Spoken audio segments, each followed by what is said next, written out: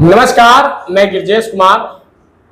अभी हम हाजीपुर के राष्ट्रीय अपना दल कार्यालय हाजीपुर में उपस्थित हैं और हमसे बात करने के लिए हैं कृष्ण मोहन पासवान जी, जो राष्ट्रीय अपना दल के प्रदेश सेनाध्यक्ष हैं।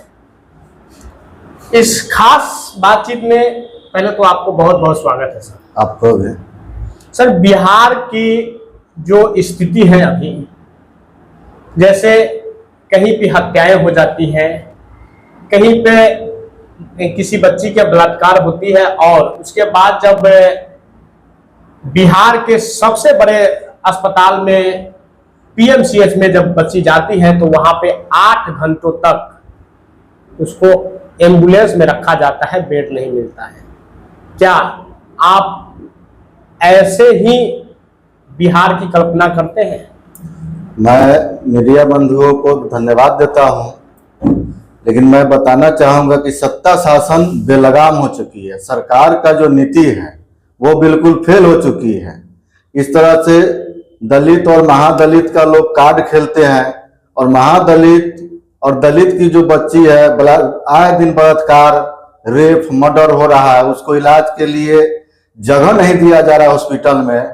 मैं ऐसे सरकार के नीति को निंदा करता हूं। सर, सवाल यह है कि आखिर सिर्फ दलितों की बच्ची को, और सबसे बड़ी बात यह आता है कि लोग दलित बच्ची करके संबोधन करते हैं, क्योंकि सिर्फ दलित के बच्चे होते, बिहार की बच्ची कह के संबोधित क्यों नहीं करते हैं? उन लोगों को तो घटना तो बिहार का होता है, तो फिर दलित का बच्ची क्यों? बिहार ही नहीं, पूरे ऑल इंडिया में इस तरह की घटनाएं होती है। आपने देखा होगा कुछ दिन पहले मणिपुर की क्या दशा हुई, आपने देखा होगा छत्तीसगढ़ में क्या हुआ, उन्नाव केस का भी लोग भूले नहीं है। तो बिहार नहीं, पूरे भारत में इस तरह की घटनाएं हो रही है। सर, पूरे भारत में घटना होती है, लेकिन जब भी यूपी और बिहार में जब भी घटना होती है तो वहां पर दर्शाया जाता है कि दलित के बच्चे, दलित लड़की। लेकिन अगर दूसरे स्टेट में होता है तो वहां इस लड़की के नाम दर्शा दिया जाता है, तो चाहे वो काल्पनिक नाम हो, लेकिन इस बच्ची के साथ बलात्कार हुआ, रेप हुआ। लेकिन बिहार में जब भी होता है तो दलित बच्ची, आखिर दलित को ही क्यों? आपको जानकारी होगा कि जितने भी जीत करके जाते हैं दलित समाज से, जो सांसद है, विधायक है, वो सब जा करके वहां चाटुकारिता का काम करते हैं। वो अपने समाज के लिए कोई ठोस कदम नहीं उठाते हैं और इस तरह के आए दिन घटनाएं होती रहती है।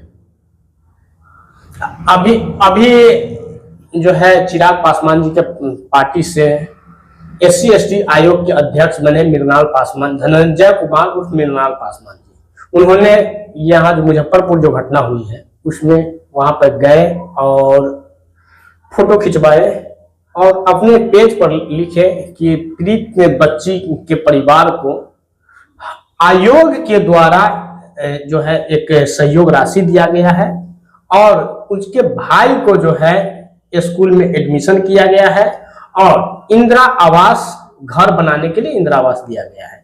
क्या ये का जो प्रलोभन दिए हैं वो बिल्कुल गलत है। ऐसा नहीं होना चाहिए था। लमसम 8 लाख रुपया करीब दिया जाता है। 8,25,000। और ये जो है से एक तरह का चॉकलेट दिखाने वाली बात हो गई। मैं उस पीड़िता के परिवार को साथ में सहानुभूति रखूंगा। दुख है मुझे किस तरह की घटना हुई है। हमारे देश में नियंत्रण होते रहती है, इस तरह का कार्ड उनको राजनीतिक नहीं खेलना चाहिए था। सर, इंदिरा आवास हर परिवार को जिसके पास घर नहीं है उसको इंदिरा आवास मतलब प्रधानमंत्री आवास योजना के तहत घर बनाने के लिए दिया जाता है।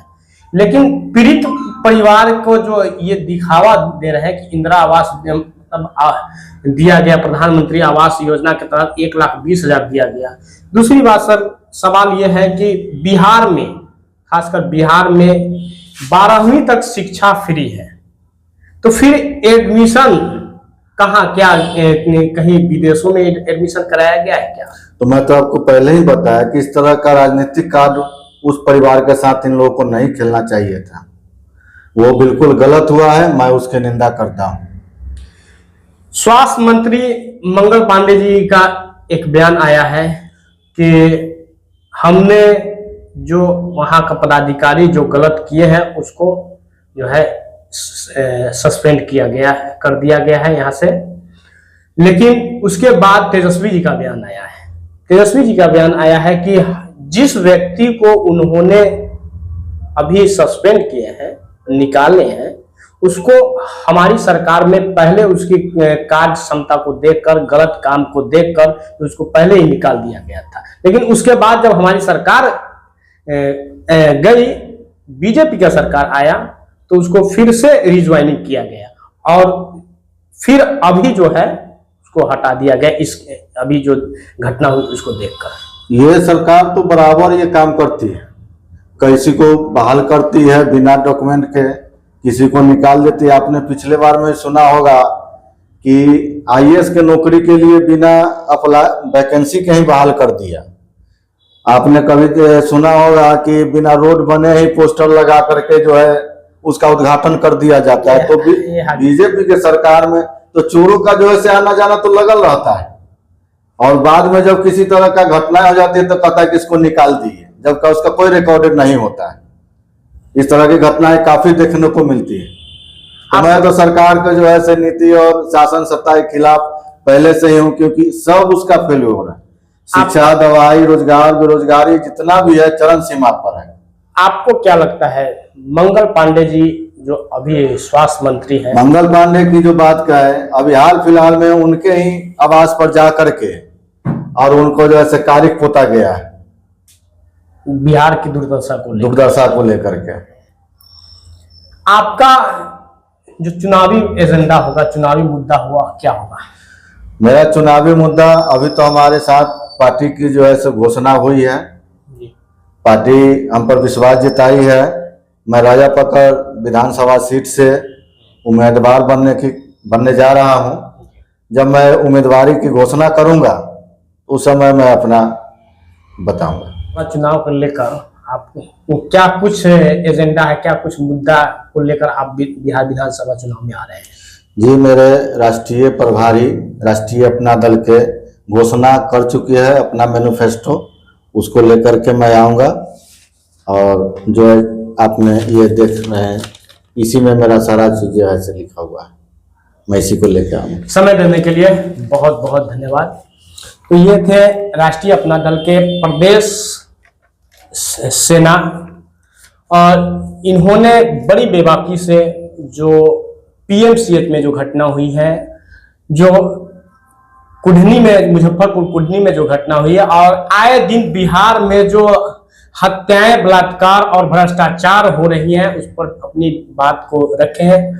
आप इनकी बातों को किस नजरिया से देखते हैं वो हमारे कमेंट बॉक्स में आकर कमेंट करें। फिलहाल के लिए दें इजाजत।